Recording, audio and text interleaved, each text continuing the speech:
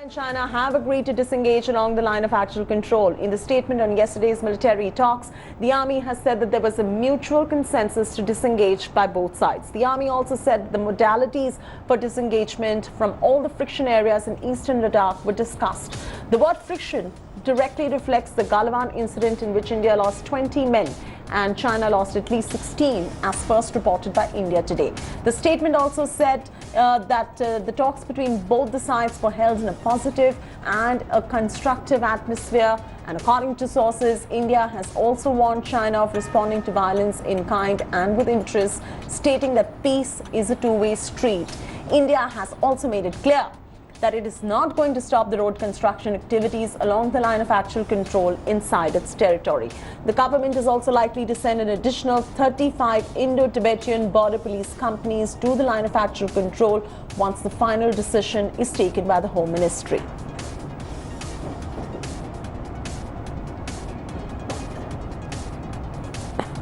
Gaurav Sawant is joining us live for the very latest. Gaurav, while you were talking about how disengagement and de-escalation was on the agenda, it was discussed, it was cordially also spoken about. You also spoke about the trust deficit and how China cannot be trusted. How do you read, in the middle of all of this, the Chinese foreign minister putting out this comment, and I'm going to quote it. We just broke the story. It said both sides hope to properly handle the differences through dialogue and consultation, unquote. That's the statement that is coming in from the Chinese foreign minister on the 11-hour long meeting that took place yesterday.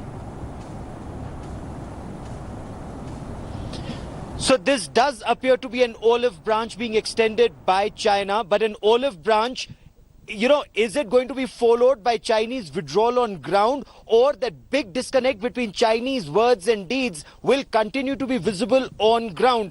That's the big question. So the Chinese army tried something at the line of actual control. They did not succeed. And will they then be looking for a face saver? Will they disengage, de-escalate, and then ultimately deinduct? There are these 3 Ds that we are looking at along the line of actual control. So as of now, the Chinese are making all the right noises. That meeting yesterday between Lieutenant General Harinder Singh and Major General Liu Lin, it started around 11:30 at Moldo. So the Chinese shot that meeting. That's a big signal.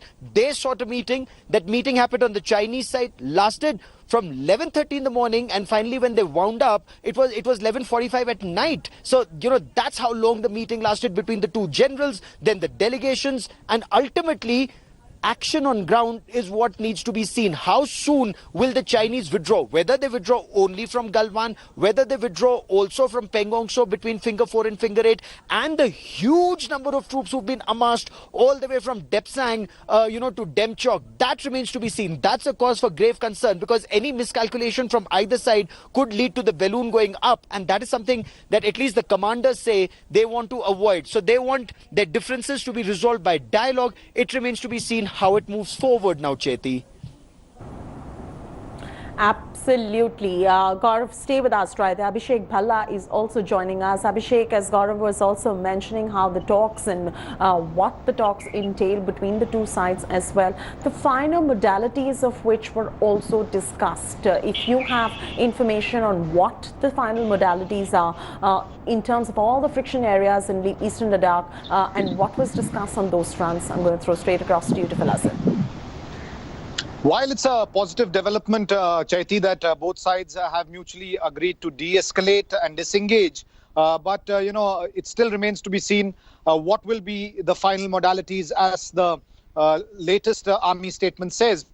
Because, even last time when there was a co-commander level meet on the 6th of June, a roadmap was actually drawn for a complete pullback, and that's what the Indian side was expecting. But on the 15th of June, when the Indian Army sent a verification party to see whether the disengagement and the pullback is happening, they saw something completely to the contrary. And that's the reason why, while officials say that it's a good thing, that there is a mutual agreement, but it remains to be seen what the exact retreat will be. Will China move back from Finger 4, and will they move back till Finger 8 in the Pangong Lake, which is the biggest hurdle till now as far as relations are concerned and the current standoff is concerned? Because Finger 4, India has made it very clear, has been an area controlled by India in that Pangong Lake. And between finger 4 and finger 8, the Chinese have come up with new fortifications, new bunkers,